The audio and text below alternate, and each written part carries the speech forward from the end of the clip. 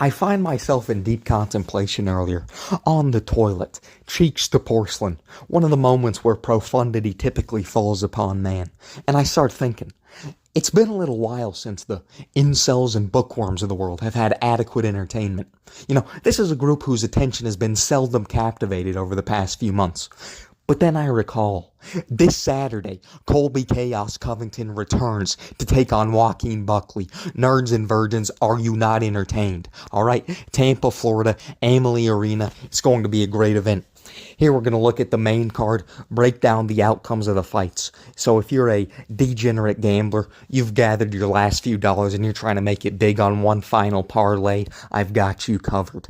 Perhaps you are instead a financier or software engineer or something of the like, and you got coworkers at the office placing big bets and you're trying to cash in on one final bonus of the year. And you two are in luck, because we're getting into the action. Where the night commences. Navajo Sterling taking on Tuco Tokas in the light heavyweight division. We'll begin with Sterling, the UFC debutant, right? He has his origins from the sport in Muay Thai. He had many pro fights on the regional scene in kickboxing, where he actually won a world championship, but that might be not something to establish much credibility, because if you're familiar with the promotions in kickboxing, a world championship in the sport is no more impressive than winning the spelling bee at your local elementary school. So a bit more legitimate facet of his resume might be that he has 5 professional MMA fights, all of which he has won, the 4 most recent by knockout. Alright, throughout these fights, he's demonstrated great striking ability, not only just as a competent boxer, but more impressively with his lower body techniques. He has great leg kicks, great spinning techniques as well, but also great teeps, which is completely underrated. Front kicks, they're great. He has such power in his hip flexor muscle that psoas, the snap he generates with these teeps, is something to warrant caution from any opponent. I also could be a bit romantic about the idea of a fighter who is completely committed to the sport, comes from nothing and needs the sport to save them, but Sterling talks with this kind of conviction in his interviews, and I gotta say, he's got me wrapped around his finger. I am compelled, and for that reason, I also have great faith in the abilities of Sterling. This is also supported by the fact that he never strays far from optimal physical condition, and that evidences his commitment to the sport as well, his discipline certainly. In contrast, his opponent in Tokas is a walking, talking beanbag of a human, right? Not the most aesthetically appealing person. I doubt he's very committed to the sport. And this is also evidenced by his complete incompetency at moments in fights. While he does have a record of 10-4, I would argue that this is severely misleading. He was absolutely fraud-checked against Zhang Ming Yang when his striking was completely dismantled. He also looked, frankly, uninformed in his grappling against Umar Sy, who easily submitted him. Also from regional promotions in his early days, he's unable to mix the different martial arts effectively. For instance, there's a time where he was, albeit in the guard of his opponent, he was on top of him, and he started losing as if he didn't know what to do because the opponent on his back was striking him from the bottom and winning in that exchange. I think this should be an easy win for Sterling. I'm predicting a first round, or if not, second round KO. And moreover, one would be foolish to question the power of albinism. Sterling's going to take this one home for the albinos. And for that reason, I have more confidence that Sterling's going to win. Moving on. We have a very relevant fight to the foundations of the bantamweight division. Adrian Yanez taking on Daniel Marcos. We direct our attention first to the Houston native, Adrian Yanez, the striker out of Texas. This is a man whose UFC career has been largely tumultuous thus far. When he first joined the promotion, after fighting on the Contender Series, he goes 5 for 5, 5 consecutive Performance of the Night bonuses, 4 of which are for knockouts. But in this case, statistics can be misleading because he showed significant vulnerabilities throughout these fights. In my opinion, the worst of which would be the availability of his chin to counter-striking. He has the tendency to throw ambitiously, wildly, maybe even emotionally when the tide starts to turn in his favor, and this can leave him open, as exposed by Rob Font, who, when Yanez was striking wildly and leaving his chin unprotected as the tide was starting to turn in his favor, Font was able to capitalize on this and flatline him. Yanez is also similarly weak in the fact that he is not very diverse in the striking he uses. He is very characteristic of a boxer. He looks like a boxer. With the exception of the one sole head kick KO he got, he does not implement a variety of striking techniques. And this was problematic against someone like Jonathan Martinez, who was able to shut him down via leg kicks. Marcos, on the other hand, his opponent, is someone who has a very diverse skill set. He throws all kinds of different striking techniques, knees, elbows, all types of kicks. He's also defensively sound. He doesn't leave himself open like Yanez does. One thing I will say about Marcos, however, is that he has seemed to face a far lower quality of opponent. Maybe not far, that might be unfair, but certainly a lower quality of the average opponent than Yanez has. And for that reason, I think he might be hesitant going into this fight, knowing that Yanez is likely the strongest opponent he's ever faced. But Yanez will also be hesitant, in my opinion, because there is a lot of mounting pressure on him to perform well in this fight. He's really at a point in his career where this fight is pivotal to the trajectory of the rest of his career. If he loses this, I think he could fall off the face of the earth. But if he wins, he's back in contention to be a significant competitor as one of the lower-ranked bantamweights and potentially in the future work his way up to the top of the division. So I think Yanez is aware of how meaningful this performance could be for the rest of his career. For that reason, I see this fight being one in which the two fighters actually neutralize each other somewhat.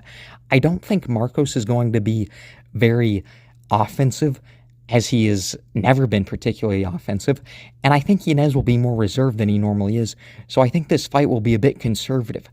However, Yanez may end up in the later rounds as he realizes that he needs to perform. I think he might start striking and go back to his ways of striking wildly. And for this reason, I think Marcos might be able to catch him occasionally, maybe get the better of him. But Yanez could just as easily have powerful punches which land, and then he gets the better of Marcos. But I do think the fight will go to a decision because of the hesitance of both fighters. And I am going to lean towards a Marcos win, simply for the fact that I think he has better techniques. And in a fight that's more conservative, technique will trump skill. Technique will trump power. Moving on, our next fight of the night, Vitor Petrino taking on Dustin Jacoby in the light heavyweight division. Should Petrino have exhibited anything other than complete and utter autism in his past fight against Anthony Smith, he'd be sitting here with a 12-0 record. As a matter of fact, he would not be sitting here because he'd be facing stiffer competition than Dustin Jacoby. No disrespect to Dustin Jacoby. This is complete and utter disrespect oriented towards Victor Petrino, because what on earth did I witness in his last fight against Smith? This man shoots a double leg so casually, as if he's plopping down on his bed after a hard day at work. And then, after this horrible takedown attempt, or I don't even know, was it a takedown attempt? God knows what it was. He rests his head on the crotch of Anthony Smith, as if beseeching, imploring before Anthony Smith, please, Anthony, crank a guillotine on my neck. And for what reason? Anthony Smith, in his utter ignorance and horrible judgment as a fighter, takes 5 or so seconds to realize that he has this opportunity available, then finally cranks the guillotine, acts as if he's performed some demonstration of genius in the cage, stands up, claims that he's going to go on a title run now, claims that he's back in the title picture. What have you done, Vitor Petrino?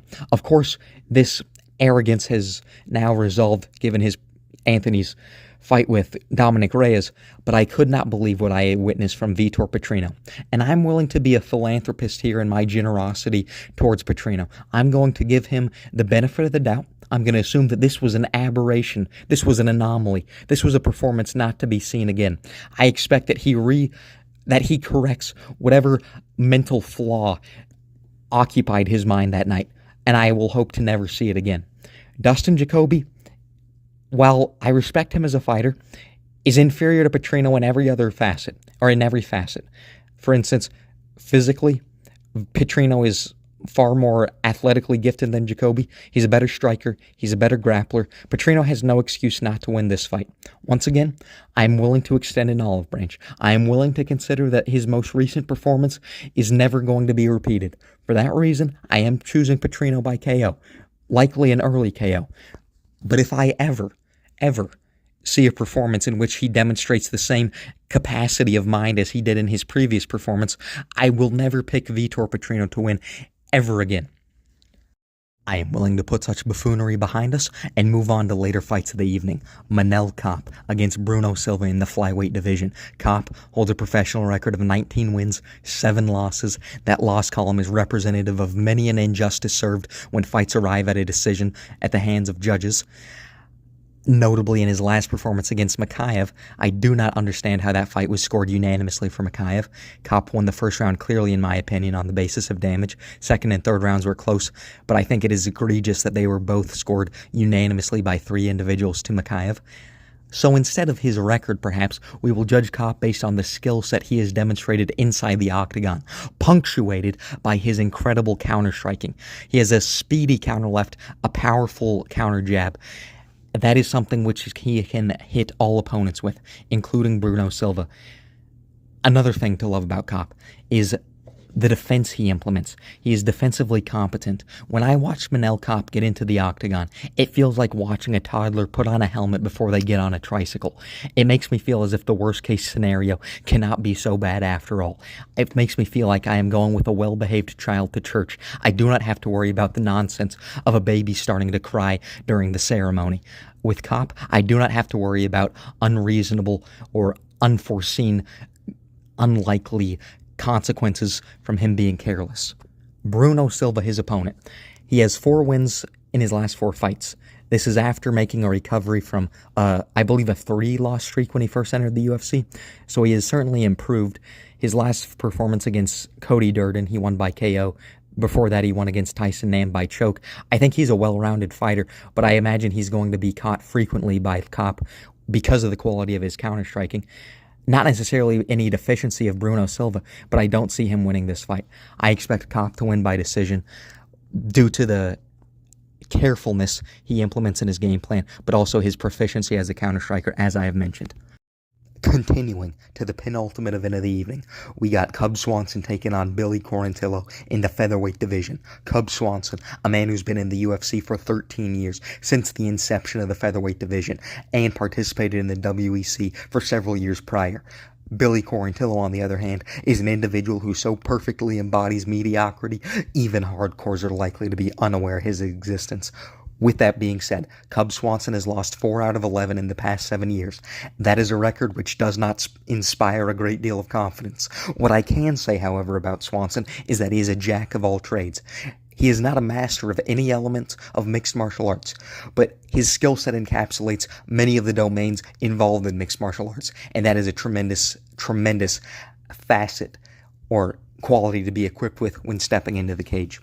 I will also say that he is very fundamentally sound.